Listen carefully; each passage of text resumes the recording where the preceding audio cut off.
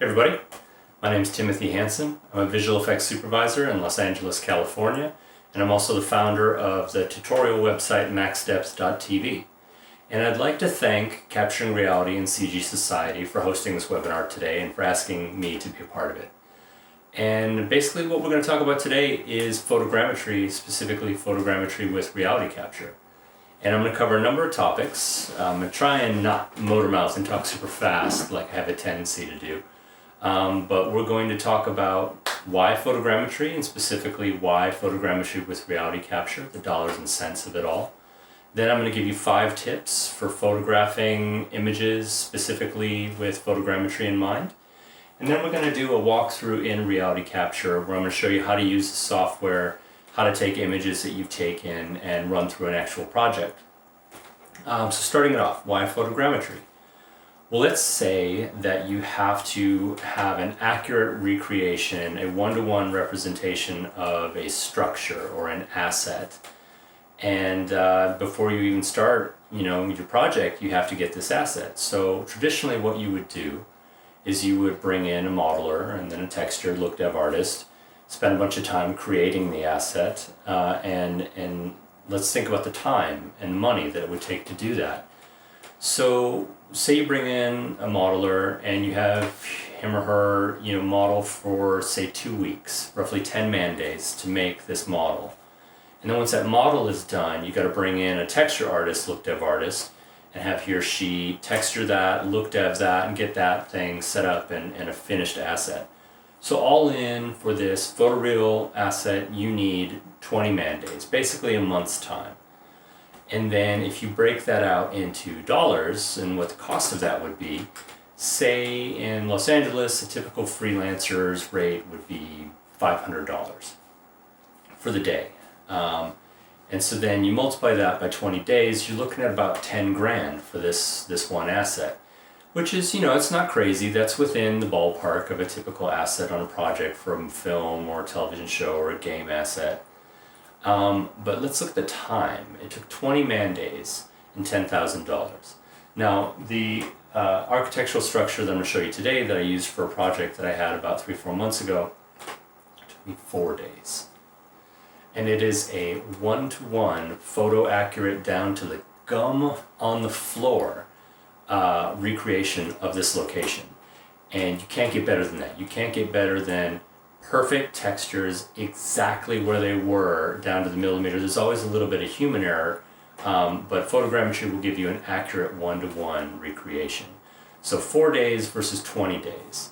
And that 4 days, using that same math, say $500 a day for a freelancer, that's going to be about $2,000. So you're looking at a cost of $2,000 using photogrammetry for a perfect asset, or $10,000 in 20 days doing it traditionally. That's a big difference in terms of dollars and time. So making that even more sweet, let's say you keep that 20 man days that you had, you can get 5 assets in the time it took you to make one. And that's a huge time and cost savings, especially when, say, your project or your game has like 20 assets that it needs, or locations, structures, things like that. So that money and that time is just going to compound the further and further you go.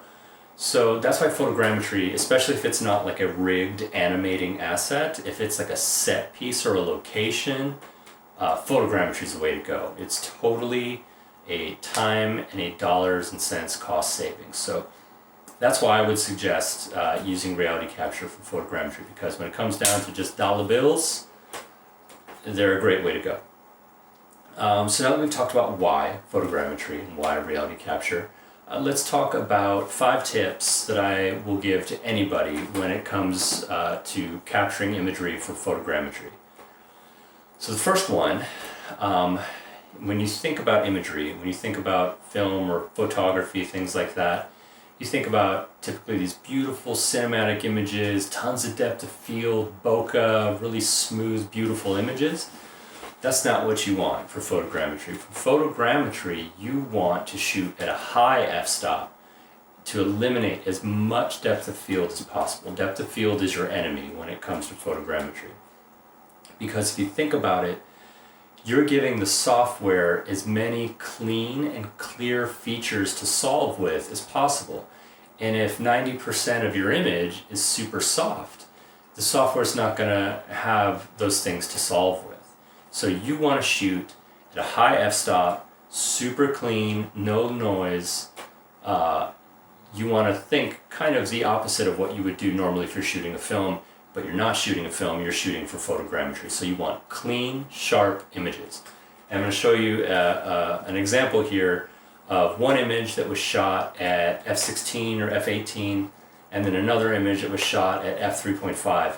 And we'll show you the difference in terms of depth of field and sharpness, and explain exactly why you want to shoot like this for photogrammetry. So let's take a look at that.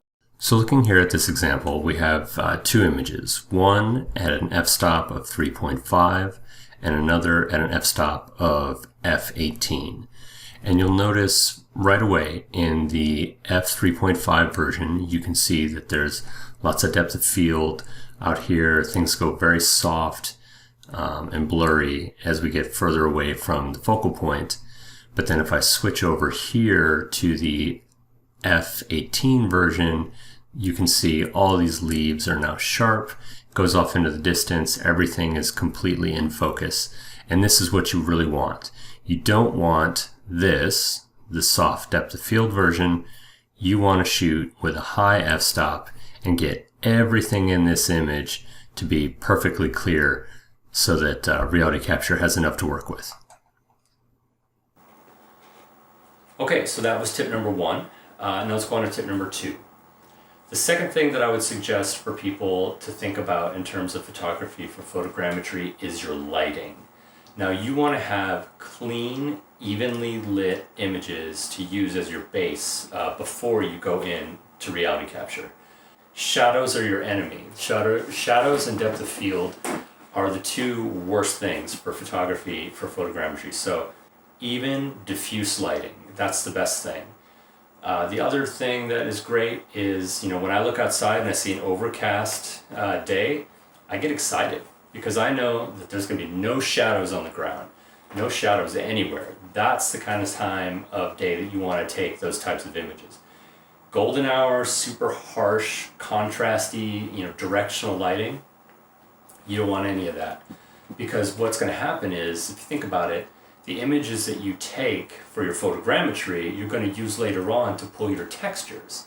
So you don't want those shadows and that extra lighting baked into your textures, because then when you go to light your scene, if you need your key light to be coming from this direction, but the key light was coming from over there when you took the image, now your shadows are going in opposite directions and your image is going to look weird. So you want to have as evenly lit subject as possible. So lighting, think about it, no shadows, no baked in lighting. The third tip I would give you is to shoot with consistent lensing. Don't go crazy on a zoom lens and half your images are 24 millimeter, the other half are at 100 or 85. You want to stay consistent. That way you give the software the best starting point to do the solve. If it doesn't have to calculate for all these, I'm zoomed in, I'm zoomed out, it's going to give you a better solve, a quicker solve, and a higher resolution solve. So especially too if you're using drone imagery, I use a Mavic 2 Pro, and that has a fixed lens 28 millimeter. So I know when I'm shooting with my drone, I'm setting my DSLR also to 28 millimeters. That way they're in perfect harmony, and it helps the software when it's going to solve later on. So keep your lensing consistent, and if you can, I would cheat more so towards a wider lens, like the 24, 28 millimeter. You're going to get more in your image, and the more you can get in the frame, the better it is for reality capture to solve. And also too, I would tilt that camera to the side. You want more image top to bottom than you do side to side, because you'll get that coverage side to side as you walk around and get your images. Shoot vertical, it's better. So then the fourth thing, which is really one of the most important things, is parallax. Parallax, parallax, parallax.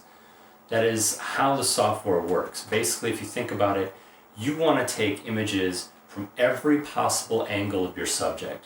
That way the software can solve for every possible angle on your subject.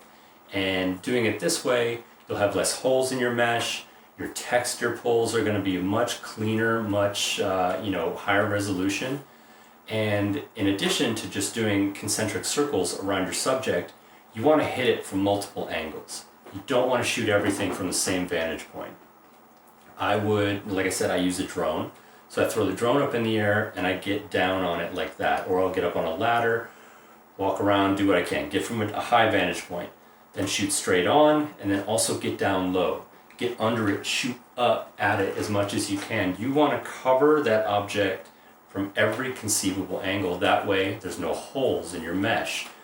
A stronger point cloud is going to give you a better, more contiguous mesh. So again, shoot, shoot, shoot. If you think you have enough images, you don't. Shoot more. Get back out there and take some more pictures.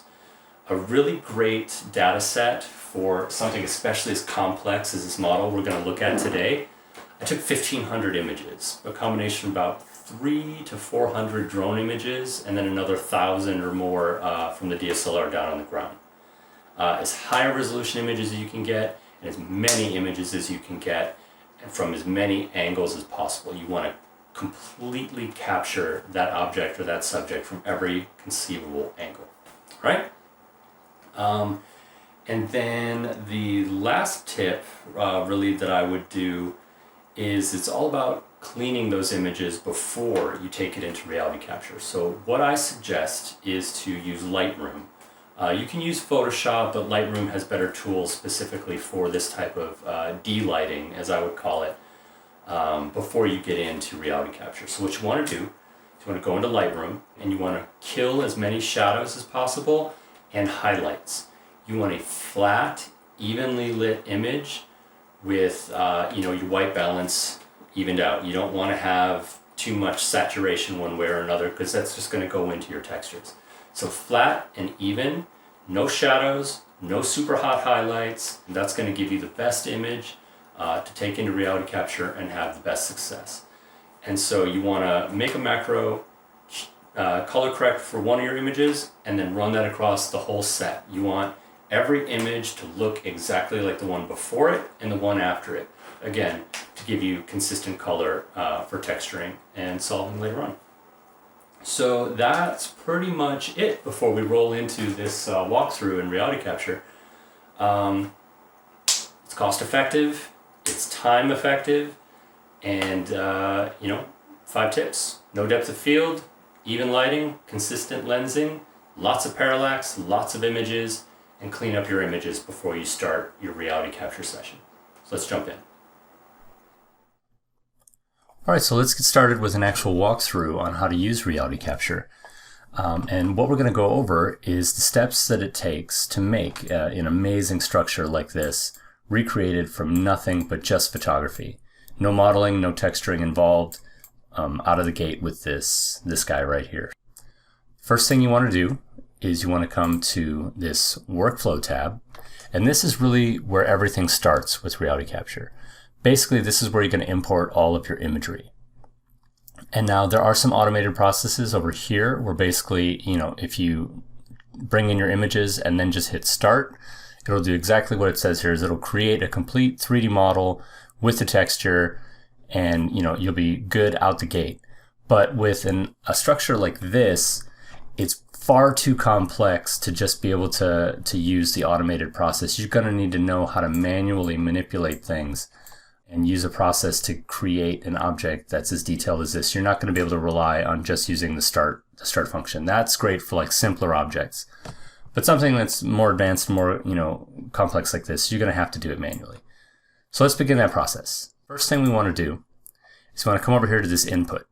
And this is going to bring in our images, the things that we've taken, and it's going to load them in to this images tab right here. But it's the first thing you do. And so you can go to the place that you've stored all your images, and I have quite a few. Actually, there's about 1,450 images, and you want to just go ahead, click select all, and hit open. And then what that's going to do is it's going to bring all your images into this tab here where you'll see images. Let's drop that down. And you can see it brought in all of these images, all 1400. It's combined. There's drone photography you can see here, as well as just standard DSLR photography. And there's also some good information that you're going to want to keep track of and look at here. So you can see within each image, you can see that it has imported the camera EXIF data, as well as showing you what the lens was that the picture was captured by. And now that's a good tip when you're using drone photography and DSLR photography, is it's best practice to keep the lensing the same. So you can see here that the majority of my DSLR footage has EXIF data, and they were shot on a 28mm. Now if you scroll down, we can get to the drone photography, and you can see here I named it these with the tag drone. Basically you can see as well that those were shot on a 28mm because I was using a Mavic 2 Pro, and the standard camera lens on that one is a 28mm lens. So you will be good to go. Now this little error message here is just because at this time the version of Reality Capture that I'm working on just doesn't have that Mavic 2 Pro's lens in their database, but it's not going to keep you from being able to solve for your point cloud in your scene. So that's our images. And from here, once all of our images are in and we have everything collected, the next step is going to be going over to this alignment. And when we want to actually generate our point cloud using the images that we've just imported, all you have to do is come over here and click Align Images, and it'll start the process of generating that point cloud. Now, for sake of time in the webinar today, I'm just going to skip ahead to the actual generated point clouds so that you can see what you'll get out of the gate, and then we'll go from there and figure out how we can, improve upon that solve and get things like the drone photography and the ground photography in order to get them to mesh into one component. You're going to have to use things called control points. And now I guess that's a good thing to point out too, is any solve that you do with Align Images is going to create something that Reality Capture calls components.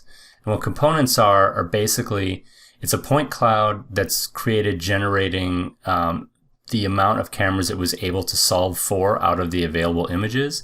So basically it's treating every image like a camera, for lack of a better way to describe it. And if I pull out here, go to scene, and then camera scale, I can increase these. And now these, all of these are representative of cameras that created the solve. And all of these cameras are basically just an image that was taken. So you can see the patterns that I used in order to capture all this data is basically the number one thing you want to do with photogrammetry is you want to have parallax. And the way that you capture parallax when you're taking photography is you want to take as many photos in concentric circles around the object as possible. And here you can almost literally follow the path that I took, where I took a very, very wide loop around the structure, basically taking an image at intervals of about 3 feet, 2 to 3 feet. Basically, I walked around and I just took a step to the right, fired off an image, took a step to the right, fired off an image. And then I pushed in and came closer to the structure, and again, walked around concentric circles, getting closer and closer with each loop to where, you start out from a wide, loop around, get in tighter, loop around, and then also getting up into and on the structure, again, did many, many, many loops around the objects to capture as much data with as most parallax as possible. And now something else that you notice if you look in at these cameras themselves, like for instance these two guys here, this camera is basically pointed at the corner here, and this camera is pointed at this mullion here. And why taking the images from different angles again are important is even though you're doing concentric circles, you want to change the angle of the camera. so that you can get the most data captured as possible. So say, for instance, if we just look at this mullion here, basically the data you want to get from it is thinking about it orthographically. You want a shot that's dead on. You want a shot that's from sort of a 3/4 angle on this side. And then you want to do the same thing, 3/4 angle, to capture the other side. And then once you get up top into the top of the structure, then you want to get that other side. And the way that you do that, again, as I was taking these photos from concentric circles walking around and around the structure, is basically I would take my camera and I would focus in on just one mullion, and then I would take a picture, and I would step to the side, take a picture, step to the side, take a picture, basically making the mullion the focal point of my image for every photo in this concentric loop. Then I would start off at a 3/4 angle, make the side of this mullion here the focal point of my image, take a photo, step to the right, make this my focal point, step to the right, take an image, take an image, take an image, and then doing the exact same thing just for the opposite direction, making this side my point of focus, photo, point of focus, photo, point of focus. I mean, basically you can almost see exactly where I was taking the photo just by looking at these camera, the representation of the camera. And that's how you're going to maximize your imagery to get the most parallax so that the reality capture can solve every single nook and cranny, you know, down to the gum on the ground. It has everything as a faithful one-to-one recreation of what this object is out there in the world, because you've taken a photo of basically every inch of that object, and that's going to help reality capture to solve. So again, walking it back, that's just a little tangent on actually how you take the photography for your solve. But getting back to the components, now, as we said, each image that is used, they're considering it a camera, and so what happened here is that basically 1,200 out of 1,400 available cameras were used to create this point cloud. So let's look at this point cloud. So here you can see this is what is just generated raw. Let me walk this camera scale back a little bit just because we know what the dots are now. We don't need to see them. So this is the point cloud that's generated from using just 1,200 of the available 1,400 cameras. And basically what that means is that this component solved for all of the photography taken on the ground. It did not account for the photography taken by the drones because it didn't understand one from the other. It saw all of the images from the ground DSLR, and it merged all of those into a component. And then if we look down here to this component number 3, you can see that this is all the photography, and here's all the little camera representations, that this is all the drone photography. And so you can see from here, we've got a really good amount of data and the point cloud captured on the top of the structure and the surrounding ground. But if we get a little closer and come from a side angle, it has virtually no information at all about what's inside the structure. And that's because it broke them off into 2 sections, where basically it's like, okay, here's a sequence of images that's from a drone. I solve for this. I make a component. Here's a sequence of images that are from the DSLR. I solve for this. I make a component. And then now here on the ground imagery, you can see that it's very thin in terms of resolution on the top of the structure because, you know, down here from the ground, we don't really see the roof of this guy.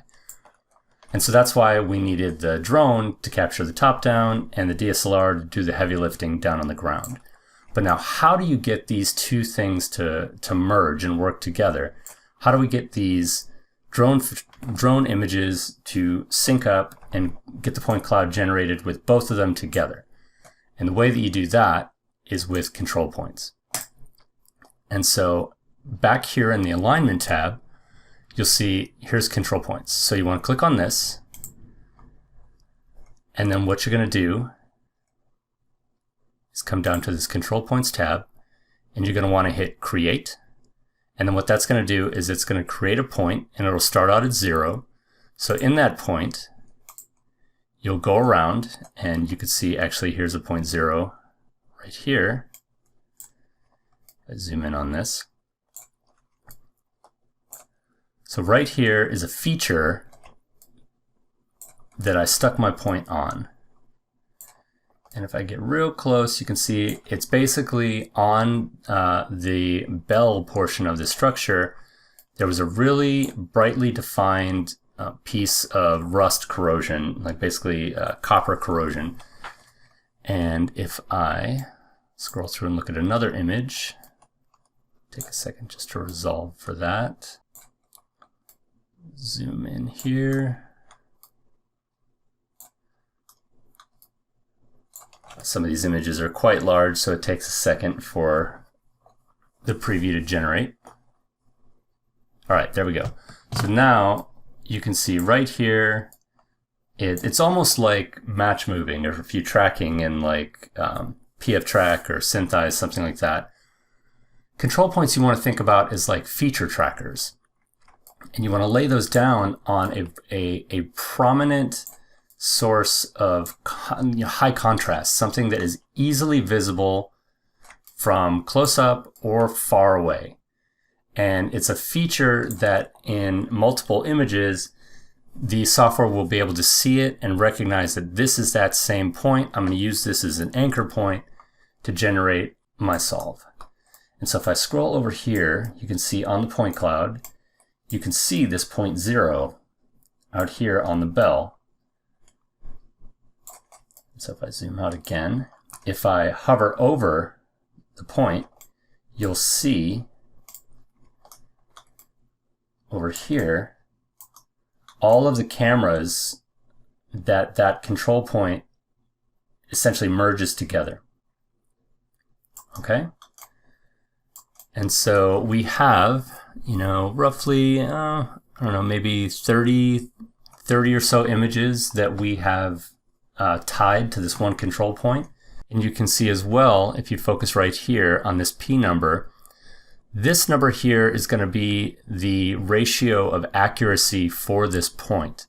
And now a good control point or a good solve point for your point cloud is going to be well below a pixel value of 1. So you can see all of these are basically 0.4, 0.3, 0.2. This means that this control point that we've chosen, this feature that we've chosen for our control point, is an excellent source of continuity amongst a number of cameras. And that's going to help Reality Capture know how to solve for this image. All right, so we see why this is a good feature, and this will help us, tie in a bunch of cameras on the ground. Now let's talk about how we were able to get those two components to merge together. How were we able to get that drone imagery to tie in with the ground imagery that we took? And so here, if I come down to the final component, the one that worked, that was really good. If I come down here, and then I go to 0.5, now you can see that we have cameras from the drone linking up to cameras on the ground. And now how this helps us is it allows Reality Capture to understand that, hey, I've got these drone images and I have these images on the ground.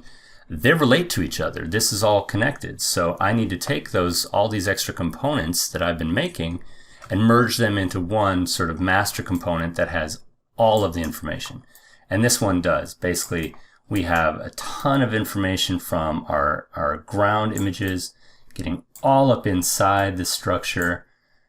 Let me make this a little wider so we can see we get all that detail. Down to like individual slats of wood. Every texture detail is one-to-one recreated. This is 100% faithful recreation of this exact location out there in the world, even down to the bird poop on the top on the day. But so that's how you use control points to solve for your point clouds and to make your components mesh together into something that you can solve for and mesh and then texture. All right, so now that we've gone over how to import our images, how to create our point cloud, let me get back to here, how to create our point cloud using align images and control points. The next thing we want to do is to reconstruct and create our mesh.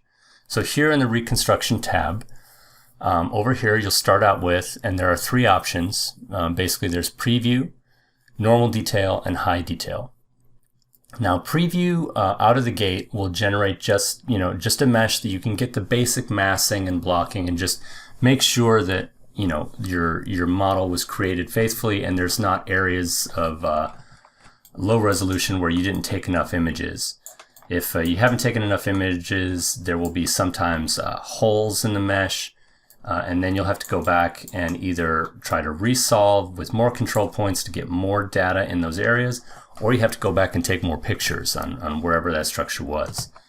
But the normal detail is really honestly the one that you're going to want to use the most, because normal detail and high detail, there's the high detail obviously is going to get you more detail, but the speed decrease in high detail is quite large compared to normal.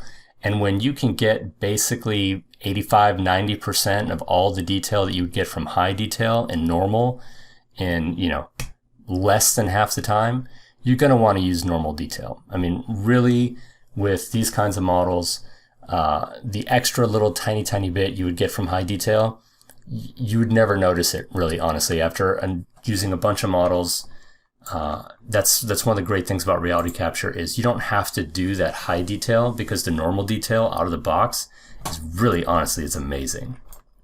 So what you would do is you want to just hit that normal detail, and what it's going to do is it's going to solve for a model. And I have one here. And this is what you're going to get when you solve for a model out of the gate.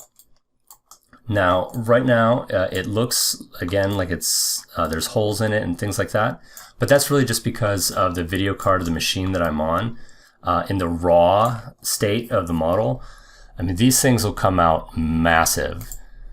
For example, like this guy here has almost 1 billion triangles. And the next step of this process is how to refine that enormous point cloud model down into something that's more manageable, because you'll get some. I mean, the final one that I used here, it ended up being 3 million tries, but it was closer to 2 billion triangles when it actually did its mesh solve, and that thing was enormous, and you're not going to use that. So this is an actual contiguous solid mesh. Again, you can see it a little bit better from afar. It's just reality capture is really smart in the way that it parses information onto your video card, so it doesn't bog down your machine and just basically lock you up. If there's an object that is too large, it'll just give you a point cloud representation of it. And so that's what we're looking at here. So from here in Reconstruction, what we're going to want to do is to decimate this guy, reduce it down, and the way you do that is right here with this Simplify tool. So what you do is when you click on the Simplify tool, it's going to open up this little menu down here, and it's going to give you the ability to give it an exact target to hit, or you could just go with the default. I mean, basically the default here is going to hit you at about 3 million triangles, and that's a pretty good one to go with. So we'll just do that and go from there. So once you simplify that model, it's going to go from the 602 million tries down to about 3 million tries, and you will see next to no difference at all in the mesh itself. And so once you've simplified, then you're going to want to do a couple things. You're going to want to check integrity, and what this is going to do, as it says here, if you hover over, it's going to scan for corruption in the model. Check topology will make sure that it finds any non-manifold things and fill them in. Clean model will actually do that filling in. So the steps that I do is I'll go Simplify tool, then I'll do check integrity, check topology, clean model, and if I need to, close holes, but for the most part, these three here will take it all the way. And then once your model has been decimated down, the next thing you want to do is to pull our textures. And before we can pull our textures, we want to create UVs. So go to Unwrap. And here in the Unwrap parameters, again, this process is super simple. And to be honest, for the amount of definition and just the sheer size of some of these models, Reality Capture pulls some pretty good UVs. I mean, in the world of Substance and Mari, where you no longer have to sit there and meticulously, unfold every single object, we don't live in that world anymore, and I'm happy that we don't. But Reality Capture will pull some really, really strong UVs and give you a great solve. So the process you go through here is you can set the maximal texture resolution of the textures that you want it to output. So you can go with anywhere from 16K, 8K, 4K down to 2K images. I find that I usually like to either stay in the 16K or 8K range. And then you tell it how many UDIM tiles basically you want it to have. So instead of throwing all of the texture onto just one UDIM image, you're going to be able to tell it, I want to throw that and parse it out amongst 10 tiles or 12 tiles. And then what it's going to do is it's going to calculate the ratio of the amount of UDIMs that it's created versus the resolution of the texture. And it's going to give you the maximum amount of projection fidelity that it possibly can. It runs the algorithm and it says, okay, for 16K maps with 12 UDIM tiles, you're going to get basically a 1-to-1 texture representation of the images that you took, and it's going to be pretty flawless. So to prove that point, let's come down to this model that we actually did pull the model and the texturing on. So come down to Model 3. And we can see here in this area, under our model and then texturing tab, you can see the count of textures was 17. And basically I pulled 17 UDIM tiles at 16K maps with 16K maps each. And that gave me a 74% texture utilization, but the texture quality was 107%. So basically, using only 75% of the images that I took to scan for the model, I was able to get 100% accuracy in terms of the texture reprojection. And so that texture reprojection is, again, it's point on, spot on accurate, and it's faithfully recreated every nook and cranny of this object. Again, down to the rust on the bell and the gum on the ground.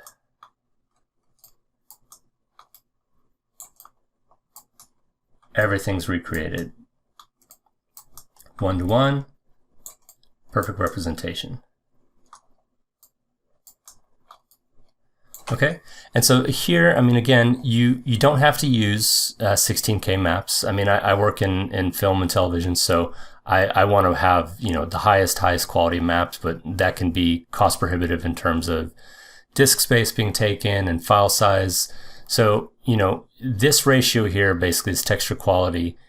That's the one you want to keep an eye on. So however you work that out with more UDIMs and smaller texture resolution, or less UDIMs and higher texture resolution, as long as this number here, this texture quality, is at or around 100%, then you know that you've faithfully recreated the images based on the texture, the photo reference that it had to work with. All right, so that's, long and short of it, that's the entire process. And that will give you this 1-to-1 faithful recreation with just super accuracy and detail. And, we've summed this up in, 20-30 minute video, but this whole process all in took about four days, like just under 4 days. And now it could have been a little bit faster, but this one was used doing the high detail. So it would be about half the time just using the normal detail. And you can keep track of the time it took to calculate things by looking down here. So you can see overall processing time of this entire project was 3 days, 19 hours. The texturing took just under 2 days.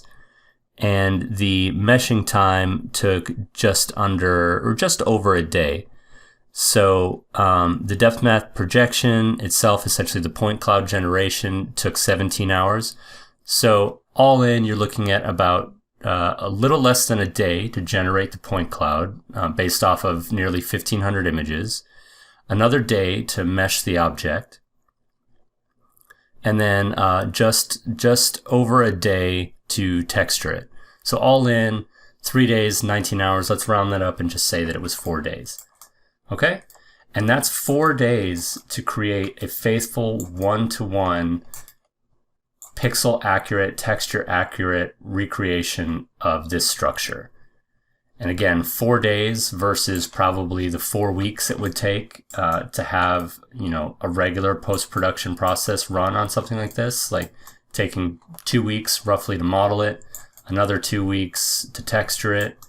That's an enormous time savings when you're creating, assets like this, when you need faithful recreations of real phenomenon and places and locations.